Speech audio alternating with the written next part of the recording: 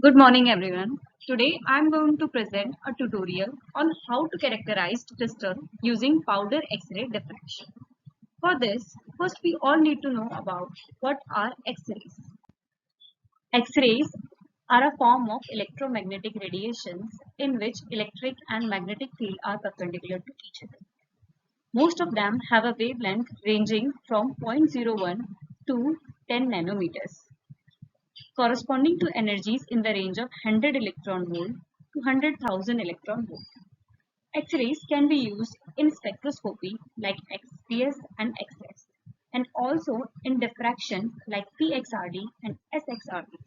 In spectroscopy, on striking a beam of electrons, say K alpha, on an atom, electron get excited to higher level, creating a vacancy. So an electron from L or M shell jumps to fill the vacancy. In this process, it emits a characteristic X-ray unique to this element. These emitted X-ray are detected by detectors and we get the spectra. This is how X-ray are used in spectroscopy. In this particular slide, we are going to discuss about diffraction. So, diffraction is a kind of elastic phenomena in which the X-ray that is incident, the energy of X-ray that is incident on the crystal surface is equal to the energy of X-ray that is diffracted by the crystal system. So before talking further about diffraction, we need to know about Bragg's law. So when an X-ray is incident on a crystal surface, its angle of incident will be same as its angle of refraction or scattering, we can say. And when the path difference d is equal to a whole number n of the wavelength, then only the constructive interference will occur. This constructive interference of waves give rise to a maxima in the spectrum.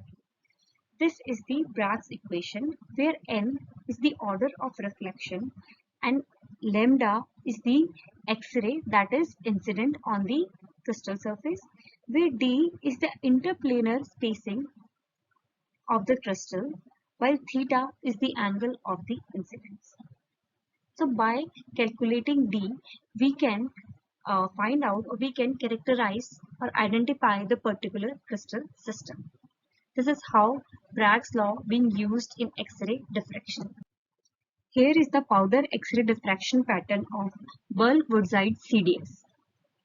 These peaks rises because of the constructive interference we discussed earlier. To some extent, we can characterize a crystal by using Pxrd. Like the peak position gives information about the lattice and the peak intensity gives information about the space group and the motif. We can also get the information like phase identification, crystal size, crystal quality, texture, and crystal structure. In further slide, we are going to discuss more on Pxrd. Taking CDS as an example, I am going to discuss about how crystalline size affect the Pxrd pattern. This is Scherrer equation, where D is the crystalline domain size and beta is the peak width at half maximum. Scherrer equation describes broadening of a peak at a particular diffraction angle. Figure 2 shows powder X-ray diffraction pattern of woodside CDS and along with the XRD pattern of CDS having smaller crystalline size domain. We can see here that as we decrease the size from 1 micrometer to 50 nanometers, there is a slight peak broadening. But this peak broadening can be due to the instrumental effect or maybe due to the particle size effect. But we cannot say it clearly. By decreasing further the crystalline size from 50 nanometer to 25 nanometer, we can see a notable peak broadening. And further decreasing the size below 10 nanometer, peak broadening is so significant that the signal intensity is low and also the peak overlap and it is difficult to observe the peak. We can see it clearly. So here we can see that how as we increase the size of the crystal, the peak of the broadening, the peak is sharp, and when we decrease the size of the crystal, the peak gets broadened. In this, we are going to discuss about preferred orientation. Not all nanoscale are square. XRD patterns are different for same material having different morphologies. Only there will be the change in the peak intensity. Otherwise, the peak position will remain same. For spherical particles, they arrange or orient themselves randomly. Therefore, they will have the same relative intensity as that of the bulk. But as we talk about non-spherical like cubes and rod particles, so they will orient themselves in a way that their faces, flat faces, are parallel to the drawing surface, not their corners or edges. Therefore, they preferentially oriented in a crystallographic direction corresponding to the faces. So from this, we can get a clear idea that there are two ways in which the preferred orientation can be affected. Number one is the method in which the sample was tried, and number two can be how XRD sample was prepared. DEF shows XRD pattern for Woodside CDS correspond to three distinct preferred orientation: 100, 002, and 110. By preferred direction, I mean that all particles in A are aligned with their 100 plane faces parallel to the XRD sample holder.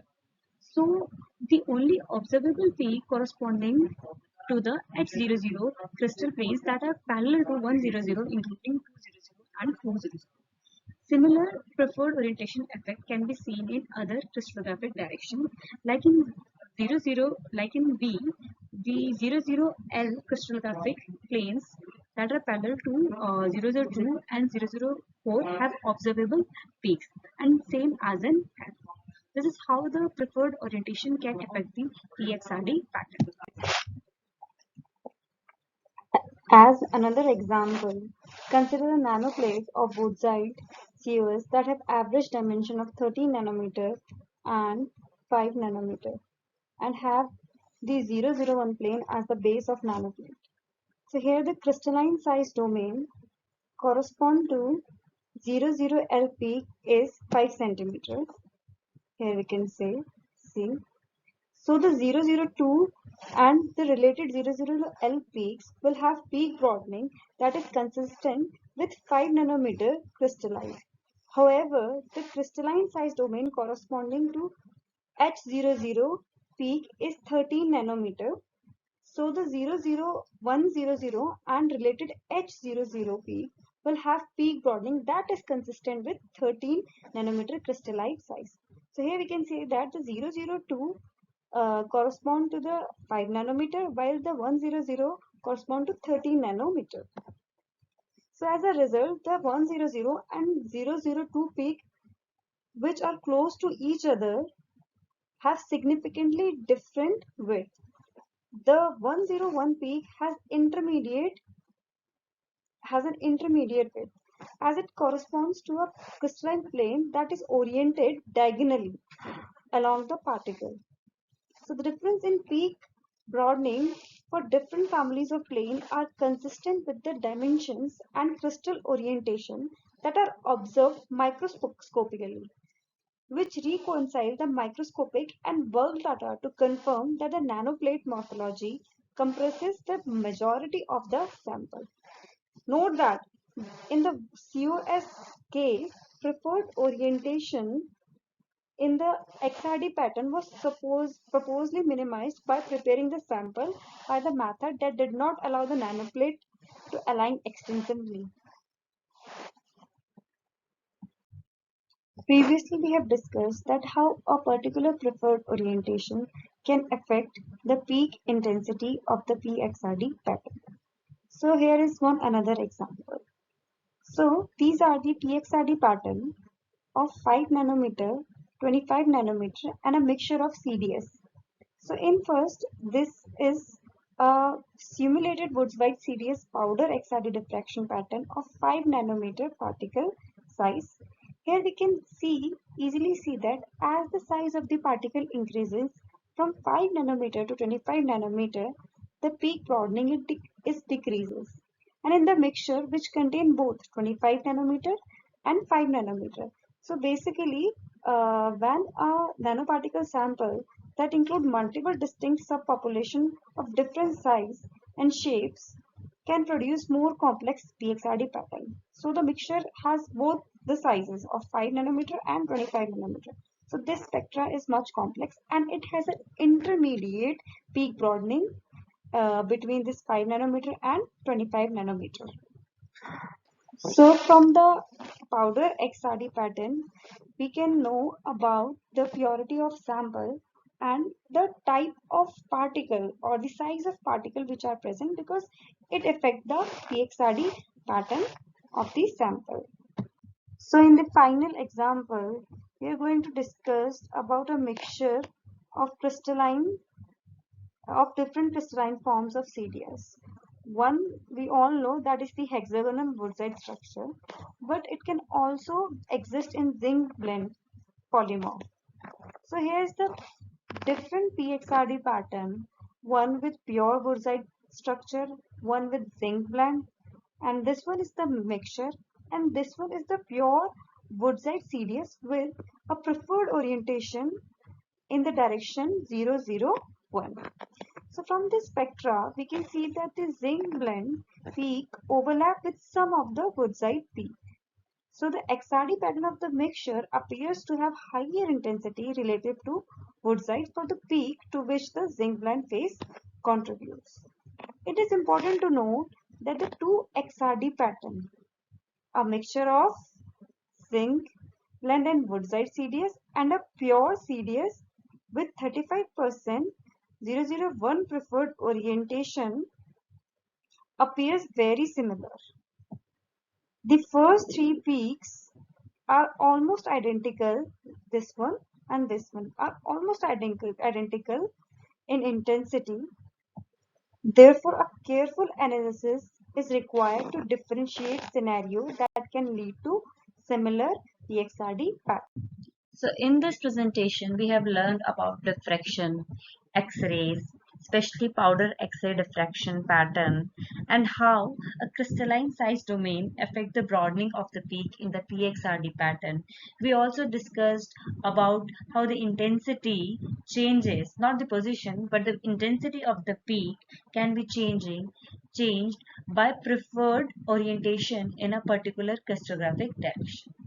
There are many more other information we can get from Pxrd pattern as we have discussed, but we have discussed these two in details. So, thank you.